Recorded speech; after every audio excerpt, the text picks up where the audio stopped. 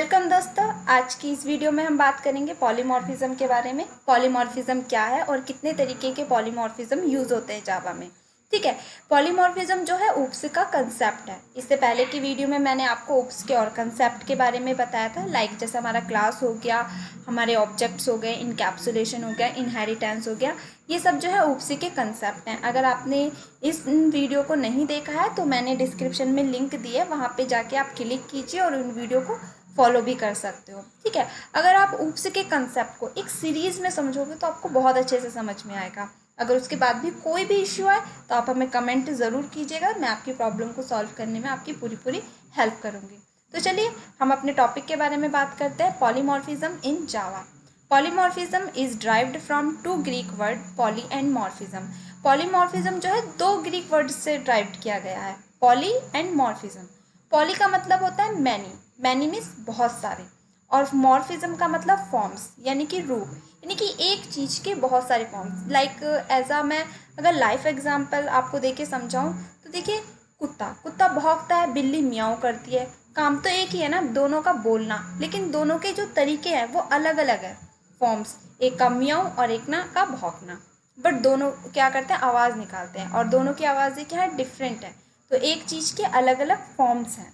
Polymorphism means one name and many forms, यानी कि एक चीज़ के बहुत सारे रूप, या आप ये भी कह सकते हो एक काम को करने के अलग अलग तरीके।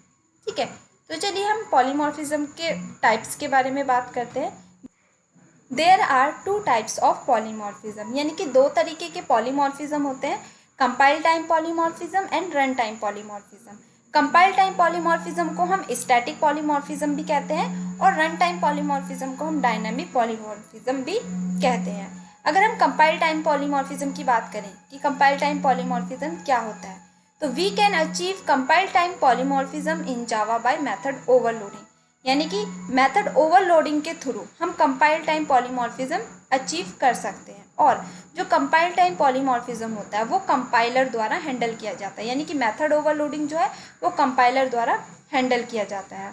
ठीक है, देन अगर हम रन टाइम पॉलीमॉर्फिज्म की बात करें तो इसे डायनामिक पॉलीमॉर्फिज्म भी कहते हैं, and we can achieve run time polymorphism in Java by method overriding, यानी कि मेथड ओवरराइडिंग के थ्रू हम रन टाइम पॉलीमॉर्फिज्म को अचीव कर सकते हैं। और जेवीएम जो है इस रन टाइम पॉलीमॉर्फिज्म को, दैट मीन्स यानी कि मेथड ओवरराइडिंग को हैंडल करता है। ओके दोस्तों, अब हम बात करेंगे method overloading and method overriding, इन दोनों में डिफरेंस क्या है। ठीक है, इन दोनों के बीच क्या क्या डिफरेंसेस हैं। तो सबसे पहले हम मेथड ओवरलोडिंग के बारे में बात करेंगे और फिर मेथड ओवरराइडिंग के बारे में। तो चलिए स्टार्ट करते हैं। सबसे पहले हम मेथड ओवरलोडिंग के बारे में बात करते हैं। Method overloading, same name method but different argument, that process known as method overloading, it occupy within one class. Same name method, that means कि इसके अंदर जितने भी मेथड होंगे उनका जो नेम रहेगा वो सेम रहेगा, बट डिफरेंट आर्गूमेंट, बट उस मेथड के पैरामीटर के अंदर जो भी आर्गूमेंट दिए जाएंगे वो अलग अलग रहेंगे। उसी प्रोसेस को हम कहते हैं method overloading. It occupy with in one class, मतलब कि ये जितने भी मेथड होंगे ये केवल एक ही क्लास के अंदर होंगे। ठीक है, इसमें केवल एक ही क्लास बनती है, एक ही क्लास के अंदर जो है मेथड होते हैं। तो ये आइडेंटिफाई है मेथड ओवरलोडिंग की। अगर हम बात करें मेथड ओवरराइडिंग के बारे में, मेथड ओवरराइडिंग क्या होता है, तो same name method and same argument, that is known as method overriding. Same name method, इसमें भी जो मेथड का जो नेम रहेगा वो सेम रहेगा एंड सेम आर्ग्यूमेंट, और इसमें जो आर्ग्यूमेंट्स, नंबर ऑफ आर्ग्यूमेंट्स होंगे वो भी सेम होंगे। जैसे कि मेथड ओवरलोडिंग में नंबर ऑफ आर्ग्यूमेंट्स जो होंगे वो डिफरेंट होंगे, बट मेथड ओवरलोडिंग में नंबर ऑफ आर्ग्यूमेंट्स भी सेम होंगे। ठीक है, इसी प्रोसेस को हम कहते हैं method overriding. But there is need to create minimum 2 classes, लेकिन इसमें एक से ज़्यादा क्लास को क्रिएट करने की ज़रूरत होती है। जैसे कि मेथड ओवरलोडिंग में क्या होता है, एक ही क्लास के अंदर ये प्रोसेस होती है, बट इसमें जो है हमें एक से ज़्यादा क्लास क्रिएट करने की ज़रूरत होती है।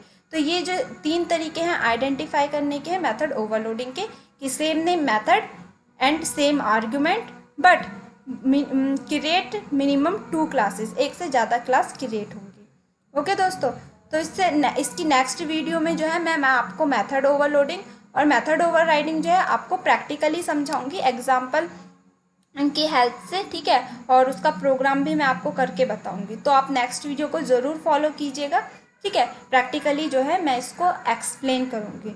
और कोई भी अगर आपको डाउट है तो आप हमें जो है कमेंट में लिख के आप हमें बताइएगा, जो भी प्रॉब्लम आ रही होगी मैं आपको प्रॉब्लम को सॉल्व करने में आपकी हेल्प करूंगी। और दोस्तों, अगर वीडियो अच्छी लगी है तो आप उसे लाइक, शेयर और सब्सक्राइब करना मत भूलिएगा। Thank you so much.